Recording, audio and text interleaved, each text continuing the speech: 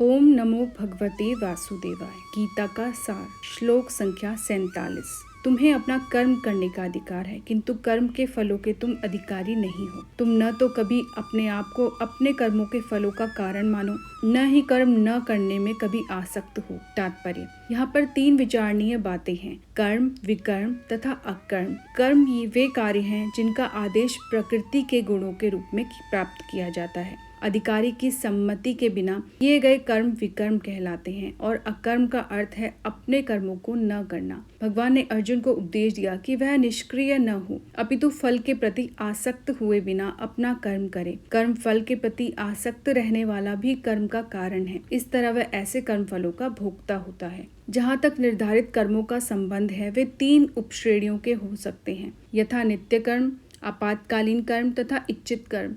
नित्य कर्म फल की इच्छा बिना शास्त्रों के निर्देशानुसार सतोगुण में रहकर किए जाते हैं। फल युक्त कर्म बंधन के कारण बनते हैं, अतः ऐसे कर्म अशुभ हैं। हर व्यक्ति को अपने कर्म पर अधिकार है, किंतु उसे फल से अनासक्त होकर कर्म करना चाहिए। ऐसे निष्काम कर्म निसंदेह मुक्ति पथ की ओर ले जाने वाले हैं। अतएव भगवान ने अर्जुन को फलासक्ति रहित होकर कर्म के रूप में युद्ध करने की आज्ञा दी। उसका युद्ध विमुख होना आसक्ति का दूसरा पहलू है। ऐसी आसक्ति से कभी मुक्ति पथ की प्राप्ति नहीं हो पाती। आसक्ति चाहे स्वीकारात्मक हो या निषेधात्मक, वह बंधन का कारण है। कर्म पापमय है, अतः कर्तव्य के रूप में युद्ध करना ही अर्जुन के लिए मुक्ति का एकमात्र कल्याणकारी मार्ग था। 48वां श्लोक। हे अर्जुन, जय अथवा पराजय की समस्त आसक्ति त्याग कर संभाव से अपना कर्म करो, ऐसी समता योग कहलाती है। तात्पर्य, कृष्ण अर्जुन से कहते हैं कि वह योग में स्थित होकर कर्म करें। और योग है क्या? योग का अर्थ है सदैव चंचल रहने वाली इंद्रियों को वश में रखते हुए परम तत्व में मन को एकाग्र करना। और परम तत्व कौन है? भगवान ही परम तत्व है। और चूंकि वे स्वयं अर्जुन को युद्ध करने के लिए कह रहे हैं, अतः अर्जुन को युद्ध के फल से कोई सरोकार नहीं है। जय या पराजय कृष्ण के लिए विचारणीय है। अर्जुन को तो बस श्री कृष्ण के निर्देशानुसार कर्म करना है। कृष्ण के निर्देश का पालन ही वास्तविक योग है और इसका आभास कृष्ण भावनामृत नामक विधि द्वारा किया जाता है। एकमात्र कृष्ण भावनामृत के माध्यम से ही स्वामित्व भाव का परित्याग किया जा सकता है। इसके लिए उसे कृष्ण का दास या उनके दासों का दास बनना होता है। कृष्ण भावनामृत में कर्म करने की यही एक विधि है जिससे योग में स्थित होकर कर्म किया जा सकता है। अर्जुन क्षत्रिय है, अतः वह वर्णाश्रम धर्म का अनुयायी है। विष्णु पुराण में कहा गया है कि वर्णाश्रम धर्म का एकमात्र उद्देश्य विष्णु को प्रसन्न करना है। सांसारिक नियम है कि लोग पहले अपनी तुष्टि करते हैं, किंतु यहाँ तो अपने को तुष्ट न करके कृष्ण को तुष्ट करना है। अतः कृष्ण को तुष्ट किए बिना कोई वर्णाश्रम धर्म का पालन कर भी नहीं सकता। यहाँ पर परोक्ष रूप से अर्जुन को कृष्ण द्वारा बताई गई विधि के अनुसार कर्म करने का आदेश है। 49वां श्लोक। हे धनंजय, भक्ति के द्वारा समस्त गर्हित कर्मों से दूर रहो और उसी भाव से भगवान की शरण ग्रहण करो। जो व्यक्ति अपने साकाम कर्म फलों को भोगना चाहते हैं, वे कृपण हैं। जो व्यक्ति भगवान के दास रूप में अपने स्वरूप को समझ लेता है, वह कृष्ण भावनामृत में स्थित रहने के अतिरिक्त सारे कर्मों को छोड़ देता है। जीव के लिए ऐसी भक्ति कर्म का सही मार्ग है। केवल कृपण ही अपने सकाम कर्मों का फल भोगना चाहते हैं, किंतु इससे वे भव बंधन में और अधिक फंसते जाते हैं। कृष्ण भावनामृत के अतिरिक्त जितने भी कर्म संपन्न किए जाते हैं, वे गर्हित हैं, क्योंकि इससे कर्ता जन्म मृत्यु के चक्र में लगातार फंसा रहता है। अतः कभी इसकी आकांक्षा नहीं करनी चाहिए कि मैं कर्म का कारण बनूं। कृष्ण भावनामृत में हर कार्य कृष्ण की दृष्टि के लिए किया जाना चाहिए। कृपणों को यह ज्ञान नहीं है कि दैव वश या कठोर श्रम से अर्जित संपत्ति का किस तरह सदुपयोग करें। मनुष्य को अपनी सारी शक्ति कृष्ण भावनामृत अर्जित करने में लगानी चाहिए। इससे उसका जीवन सफल हो सकेगा। कृपणों की भांति अभागे व्यक्ति अपनी मानवीय शक्ति को भगवान की सेवा में नहीं लगवाते। 50वां श्लोक। भक्ति में संलग्न मनुष्य इस जीवन में ही अच्छे तथा बुरे कार्यों में अपने को मुक्त कर लेता है। अतः योग के लिए प्रयत्न करो, क्योंकि सारा कार्य कौशल यही है। तात्पर्य, जीवात्मा अनादि काल से अपने अच्छे तथा बुरे कर्मों के फल को संचित कर रहा है। फलतः वह निरंतर अपने स्वरूप से अनभिज्ञ बना रहा है। इस अज्ञान को भगवद गीता के उपदेश से दूर किया जा सकता है। यह हमें पूर्ण रूप में भगवान श्री कृष्ण की शरण में जाने तथा जन्म जन्मांतर कर्म फल की श्रृंखला का शिकार बनने से मुक्त होने का उपदेश देती है। अतः अर्जुन को कृष्ण भावनामृत में कार्य करने के लिए कहा गया है, क्योंकि कर्म फल के शुद्ध होने की यही प्रक्रिया है। श्लोक संख्या 51। इस तरह भगवत भक्ति में लगे रहकर बड़े बड़े ऋषि मुनि अथवा भक्तगण अपने आप को इस भौतिक संसार में कर्म के फलों से मुक्त कर लेते हैं। इस प्रकार वे जन्म मृत्यु के चक्र से छूट जाते हैं और भगवान के पास जाकर इस अवस्था को प्राप्त करते हैं जो समस्त दुखों से परे है। तात्पर्य: मृत्यु जीवों का संबंध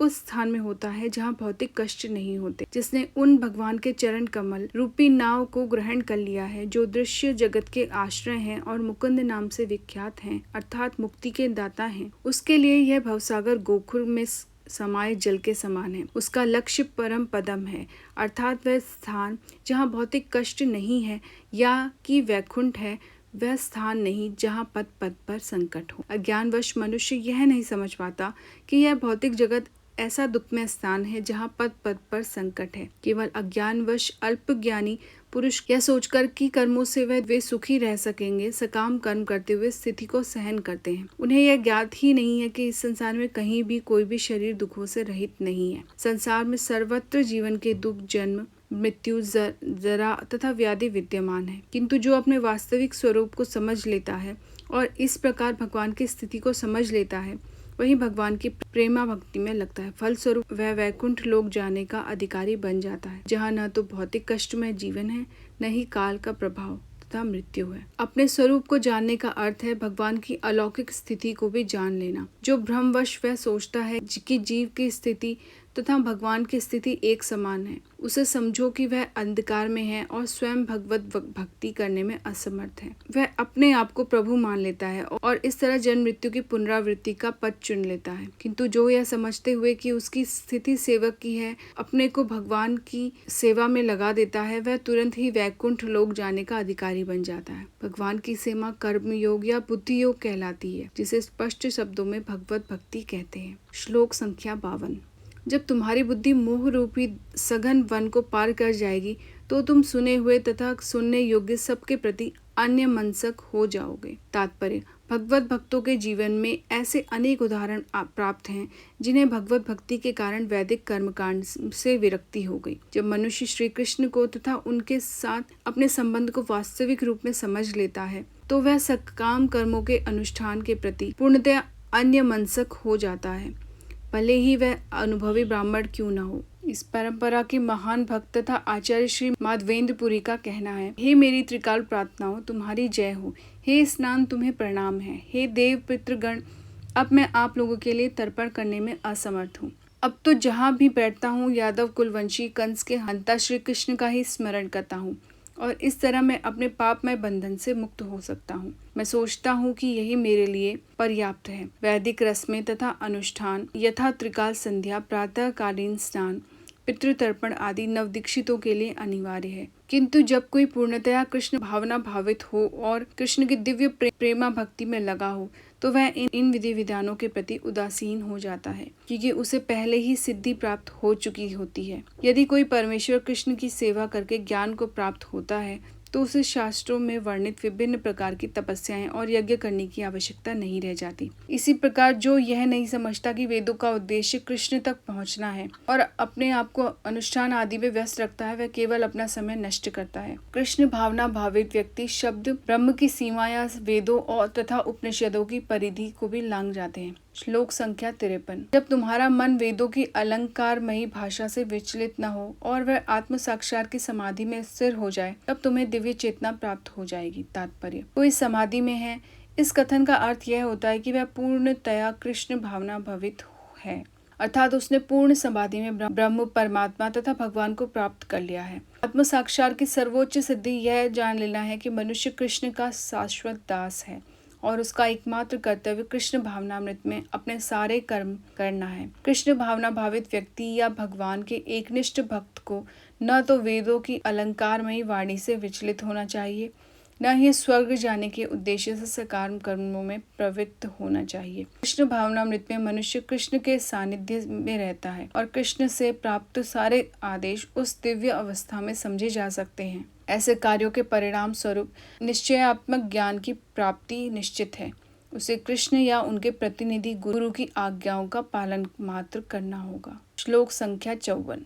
अर्जुन ने कहा: हे कृष्ण, अध्यात्म में लीन चेतना वाले व्यक्ति के क्या लक्षण हैं, वह कैसे बोलता है तथा उसकी भाषा क्या है, वह किस तरह बैठता और चलता है। तात्पर्य, जिस प्रकार प्रत्येक व्यक्ति के उसकी विशिष्ट स्थिति के अनुसार कुछ लक्षण होते हैं, उसी प्रकार कृष्ण भावना भावित पुरुष का भी विशिष्ट स्वभाव होता है तथा उसका बोलना, चलना, सोचना आदि जिस प्रकार धनी पुरुष के कुछ लक्षण होते हैं जिनसे वह धनवान जाना जाता है, जिस तरह रोगी अपने रोग के लक्षणों से रुग्ण जाना जाता है या कि विद्वान अपने गुणों से विद्वान जाना जाता है, उसी तरह कृष्ण की दिव्य चेतना से युक्त व्यक्ति अपने विशिष्ट लक्षणों से जाना जाता है। इन लक्षणों को भगवत गीता से जाना जा सकता है, किंतु सबसे महत्वपूर्ण बात यह है कि कृष्ण भावना भावित व्यक्ति इस तरह बोलता है क्योंकि वाणी ही मनुष्य का सबसे महत्वपूर्ण गुण है। कहा जाता है कि मूर्ख का पता तब तक नहीं लगता जब तक वह बोलता नहीं। एक बने ठने मूर्ख को तब तक नहीं पहचाना जा सकता जब तक कि वह बोले नहीं, किंतु बोलते ही उसका यथार्थ रूप प्रकट हो जाता है। कृष्ण भावना भावित व्यक्ति का सर्व प्रमुख लक्षण यह है कि वह केवल कृष्ण तथा उन्हीं से संबंध विषयों के बारे में बोलता है। फिर तो अन्य लक्षण स्वतः प्रकट हो जाते हैं जिनका उल्लेख आगे किया गया है। श्लोक संख्या 55। श्री भगवान ने कहा, हे पार्थ, जब मनुष्य मनोधर्म से उत्पन्न होने वाली इंद्रिय तृप्ति की समस्त कामनाओं का परित्याग कर देता है और जब इस तरह से विशुद्ध हुआ उसका मन आत्मा में संतोष प्राप्त करता है तो वह विशुद्ध दिव्य चेतना को प्राप्त कहा जाता है। तात्पर्य, श्रीमद् भागवत में पुष्टि हुई है कि मनुष्य पूर्णतया कृष्ण भावना भावित या भगवत भक्त होता है। उसमें महर्षियों के समस्त सद्गुण पाए जाते हैं, किंतु जो व्यक्ति अध्यात्म में स्थित नहीं होता उसमें एक भी योग्यता नहीं होती, केवल वह अपने मनोधर्म पर ही आश्रित रहता है। फलतः यहाँ यह ठीक ही कहा गया है कि व्यक्ति को मनोधर्म द्वारा कल्पित सारी विषय वासना को त्यागना होगा। कृत्रिम साधन से इनको रोक पाना संभव नहीं, किंतु यदि कोई कृष्ण भावनामृत में लगा हो तो सारी विषय वासनाएं स्वतः बिना किसी प्रयास के दब जाती हैं। अतः मनुष्य को बिना किसी झिझक के कृष्ण भावनामृत में लगना होगा, क्योंकि यह भक्ति उसे दिव्य चेतना प्राप्त करने में सहायक होगी। अत्यधिक उन्नत जीवात्मा अपने आप को परमेश्वर का शाश्वत दास मानकर आत्मतृष्ट रहता है। ऐसे आध्यात्मिक पुरुष के पास भौतिकता से उत्पन्न एक भी विषय वासना फटक नहीं पाती। वह अपने को निरंतर भगवान का सेवक मानते हुए सहज रूप में सदैव प्रसन्न रहता है। श्लोक संख्या 56। जो त्रय तापों के होने पर भी